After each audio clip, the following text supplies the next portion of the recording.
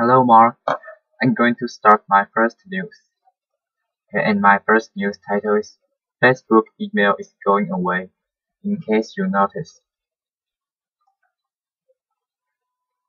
A dictator's note. Mobile World Congress is the world's largest mobile tech trade show looking at the current state of mobile and where it might go next. Watch CNN International's coverage live from Barcelona on February 24 to February 28. Get the latest live updates from the event of CNN Live blog. Check your Facebook mail lately? Didn't you? Didn't think so? Apparently not many others did either. So after 3+ years, the world's largest social media outlet is pulling the plug on its little used email service, the company confirmed Tuesday. We're making this change because most people haven't been using their Facebook email address, and we can focus on improving our mobile messaging experience for everyone. Facebook said it in a statement. For those who do have a Facebook mail account, messages will be forwarded to the primary email address listed in a user's account. The company said the changes are planned to roll out in March, and users can turn off that forwarding option if they prefer not to have their personal inboxes flooded with these messages. It's a little bit of bowing to the inevitable, said Justin Lafferty, the editor of the thread site inside Facebook. The email address, which showed up as messages for Facebook users, never took off, and when Facebook tried to make them the default email accounts for all users in mid-2012, a lot of people were unhappy with that, he said. It was kind of rolled out to everyone regardless of what they wanted, Lafferty said. With last week's 90 billion question of WhatsApp, the, the fast-growing message service, Facebook is focusing more on mobile messaging than email these days. Facebook ventured into the email field on November 2010, adding the service to the messaging system already used heavily by its 1.2 billion users. CEO Mark Zuckerberg said at the time that the system would complement, not, not compete with entrenched email giants such as Google, Yahoo, and Microsoft. We don't expect anyone to wake up tomorrow and say, I'm going to shut down my Yahoo account or my Gmail account and switch exclusively to Facebook. But we do expect a shift to more real-time communication, he said.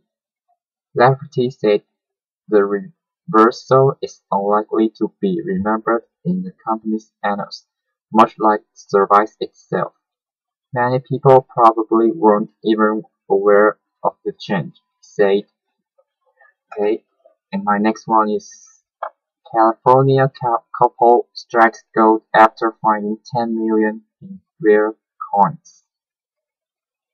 A husband and wife are reveling in their good fortune after finding 10 million in rare gold coins buried on their property in Northern California.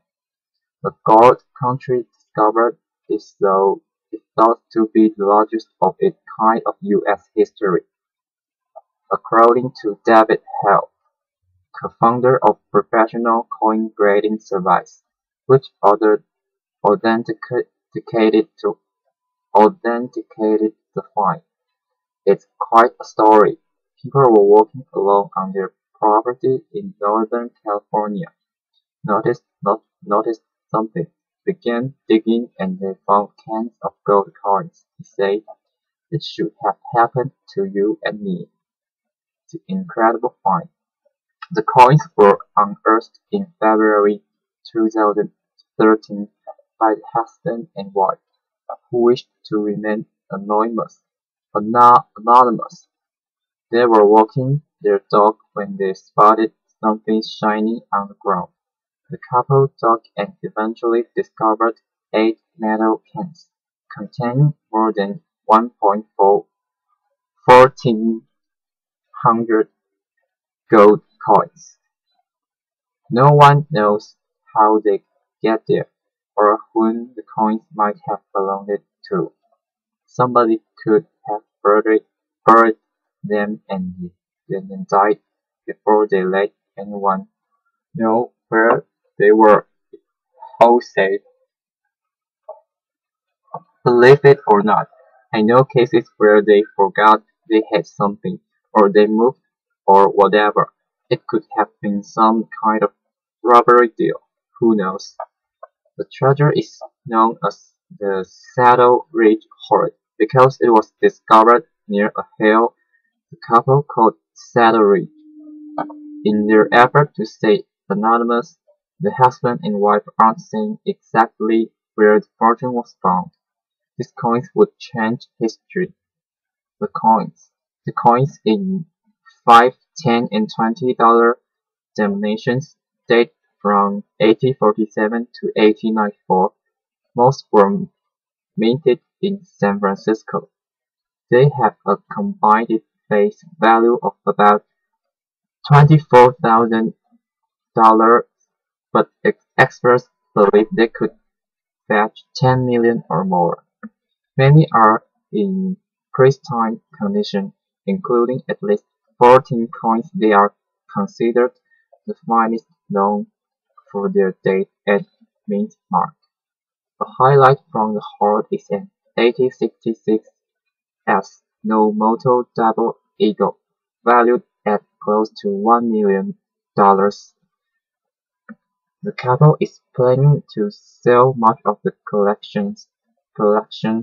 Approximately 90% of the coins will go up on Amazon.com's collectible site, according to Don Kagan of Kagan's Inc., who is assisting the anonymous owners. He told CNN the couple wants to donate some of the proceeds to charity. Basically, they're thankful and they think it's wonderful that they're going to be able to save their property that they thought they might lose, and again, they want to give back to the community and to needy people, he said. Collectors wanting a sneak peek can see some of the coins at the American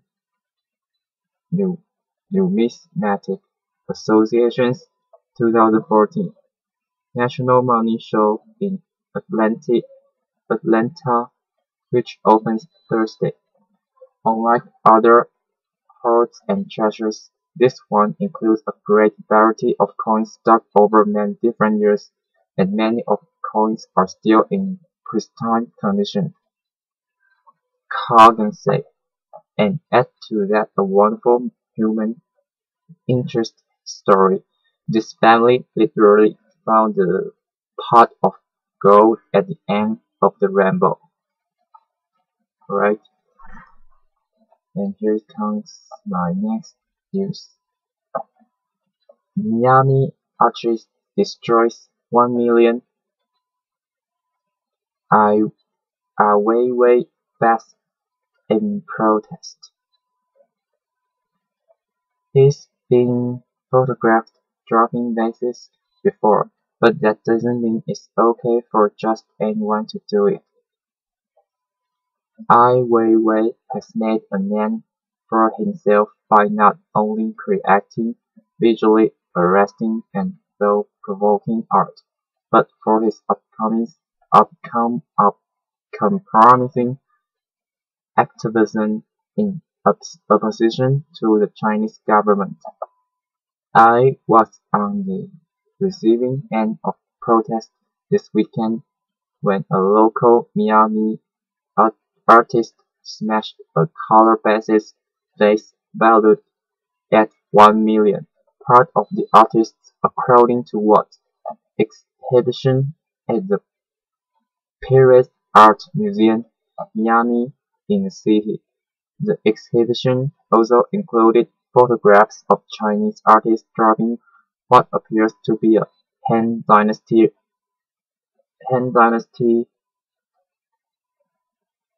urn. Maximo Caminero, a Miami-based artist, was named in a police affidavit as the defendant. He told an officer that his act was protest against the gallery's decision to only display international art. The police reporter states the Caminero picked up the vase before being advised to put it down by a museum official. He then dropped it in protest. He was charged with criminal mischief. Questionable protest. I, meanwhile, told CNN that he didn't have much reaction to the news, but said that he thought that a line should be drawn when it comes to damaging public or private property as part of a protest. I can have a show in Beijing, but I cannot go to museums to break work in Beijing, he said in a phone interview. My work is basically forbidden to be shown in China. The protest itself may be valid, but to damage somebody's work to do that is questionable. A said that he considered his work, specifically the trip the triptych, which shows him dropping an antique arm, to be very different. My work belongs to me, it doesn't belong to the public, and also it doesn't belong to somebody else. He said he believes he has been contacted by the gallery, but he isn't taking the loss too seriously. I don't really care much about actually my work is often damaged in different shows, because it's fragile, so normally I don't take these things too highly. Damage is damage, you know. If they have insurance, maybe it will be covered. Condemnation. The museum issued a statement concerning the incident condemning Cameron's act. Although the museum can't speak directly to intentions, evidence suggests that this was a premeditated act. A palm statement read, as an art museum dedicated to celebrating modern and contemporary artists from within our community and around the world. We have the highest respect for freedom of expression, but this destructive act is vandalism and disrespectful to another artist and his work, to Perez Art Museum, Miami, and to our community. Caminero told the Miami New Times that it was a spontaneous protest, and that he left the vase and let it smash on the floor like we did in his picture, then waited for authorities peacefully and never resisted punishment. Okay, the next one is Hong Kong police on alert after China sex in industry crackdown. Hong Kong police plan to state up efforts against vice operations in the city following a massive crackdown on prostitution last week across the Chinese border, where police in Dongguan raided 2,000 establishments and detained more than 900 people. Senior Hong Kong police expressed fears that the special administrative zone could fill the vice vacuum left after the raids by more than 6,000 people per 6,000 police on the Chinese industrial city just 60 miles to the north. Commissioner of Police Andy San Wei Huang told local media that police would be stepping up operations against the sex trade, but adding the pro- proliferation of vice in the territory was a concern following the crackdown. There is definitely potential for the sex trade to suddenly grow quickly here, but it wasn't just be confined to a rise in prostitution, a senior Hong Kong police officer told the South China Morning Post. It will bring with it all the usual vice that goes with it. Narcotics, money laundering, trade protection. The Chinese Ministry of Public Security on Sunday ordered police across China to step up efforts to tackle the three vices: prostitution, gambling, and drug trafficking, warning officials they would be held accountable for illegal activities. Well, Dogun, situated between the large population zones of Shenzhen and Guang- Guangzhou, has long been associated with prostitution. It is known as China's Sign City.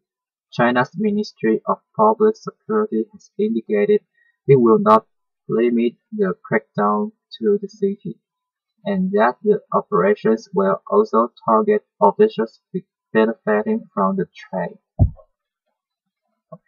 Be, be resolute with the crackdown no matter who is involved and regardless of what official ranks they are at, with no leniency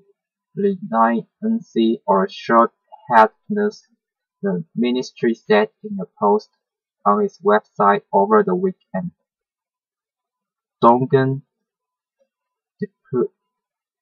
Deputy Mayor and Police Chief Yang Shaokang was fired from his post last week, and 10 other senior police officers have been subject to range punishments in the wake of the raids, state media reported. Other provinces, including Zhejiang, Gansu, Shandong,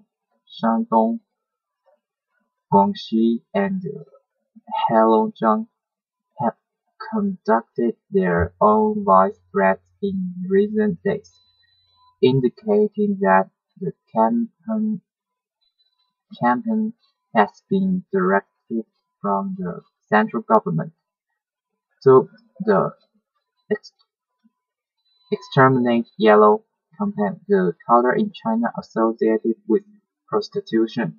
The crackdown comes after a report by the National Protect CCTV on the sex industry in Dongguan. According to media reports cited by the English-language China daily, Dongguan, with a large and shifting migrant pollution from across China, could have as many as 300,000 working in the illegal industry despite harsh penalties for involvement. The nationwide clampdown on the three vices is the latest target for the government of President Xi Jinping, which promised a wide-scale crackdown on rampant graft when it came to power in 2012. Xi has also been behind austerity drive to rein in extravagant spending. Many officials, from serving exotic dishes such as shark fin soup at banquets. Anger over corruption has prompted a raft of mass incidents and official euphemism for protests, drawing officials defending one-party rule. Last year, she voted to crack down on both tigers and flies, powerful leaders and lowly bureaucrats in his campaign against corruption and petty officialdom. Okay. And the next one is he started in his teens with just $14. Now he's a 21-year-old paperback king. Award-winning entrepreneur Andrew Mukuya was just 16 years old when he decided to take on the world. That was back in 2008, when both of Mukuya's parents had lost their jobs and could only afford to cover his school fees. I had to get to meet my basic needs by myself, remembers the Ugandan businessman. I decided to face the world alone. Inadvertently, the government of Uganda came to Mukuya's aid. At the time, officials in the country announced that they were considering a ban on plastic bags to curb environmental damage.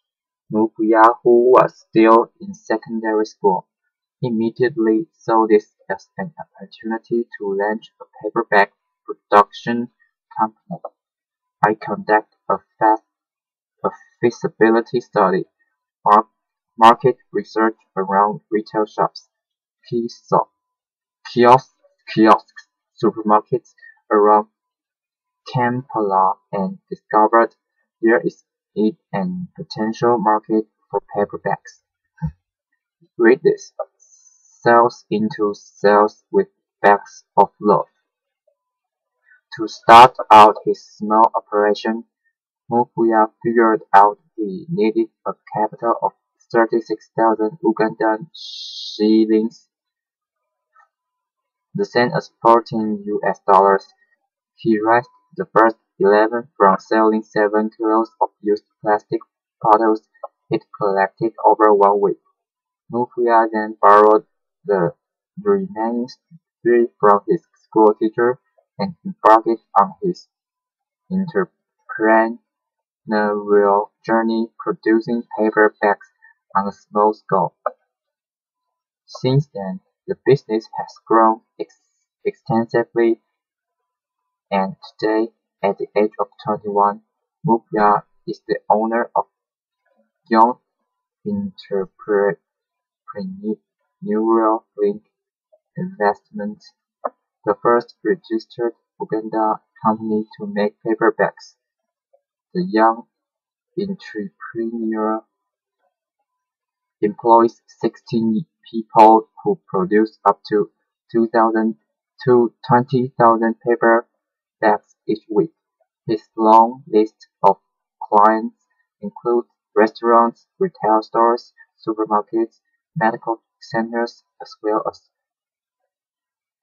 multinational companies like Samsung. Yearly has made about 1,000 niche bags for the local stores of the electronics company. Right now I have 72 clients, says Mukuya. 90% of our clients always come back. Green impact. Mukuya's remarkable achievements and shrewd business skills have been recognized with a number of applauds in recent years. In 2012, Mupia was the winner of 30,000 initial prize, a medal award given to young African entrepreneurial leaders who take the initiative to address critical needs in the communities. The award I have won gives me courage to push on with my business, says the young entrepreneur. It shows to me how I am doing the right thing, and it helps me define the impact I'm creating. Read this. Playgrounds made from trash. Uganda has attempted to ban plastic bags in a bid to deal with its acute waste management problem and promote environmental conservation. Yet they are still used in Kampala and often block drainage systems or collect in heaps on the side of the road. Mupia, however, believes Ugandans will eventually choose paper over plastic and have even plans to build a recycling operation. Paper bag is eco-friendly, it can easily decompose, he says, but plastic bags take too long. So that is the difference. Just the start. For now, Mupia sources his paper from Nairobi, the capital of Kenya. His business is housed in Kasokoso, a slum just outside Kampala's bustling city center. Here everything is done by hand and with precision. Yearly, employees turn out thousands of bags daily, cutting the paper manually and then folding it and gluing it appropriately. But this takes time, and as customer numbers grow, the team cannot keep up with the increasing orders. Mupia says one of the biggest challenges for his startup right now is supply and demand. It needs time to produce the right quality and quantity to all clients, because it runs manually. Manually, he says. It's quite hard to catch up with some clients who are used to cheap plastic bags. At Mupia, my next step is to get a machine because I'm only able to supply 5% of the demand I have. Read this. Fishing craft to football tables, furniture to float your boat. Yet Mupia says that this is a problem that most clients understand, pushing him to keep things back and press ahead with his plans to promote environmental conservation. My vision is to have a cleaner Africa by er- eradicating use of plastic bags and emphasize on paper recycling. He says, I dream of having a big plant where I'm able to supply paper bags all over Africa. At Mupia, putting emphasis on sensibilizing about environmental conservation. So I believe this is just the start. Okay, my news is over and thank you for listening. Bye bye.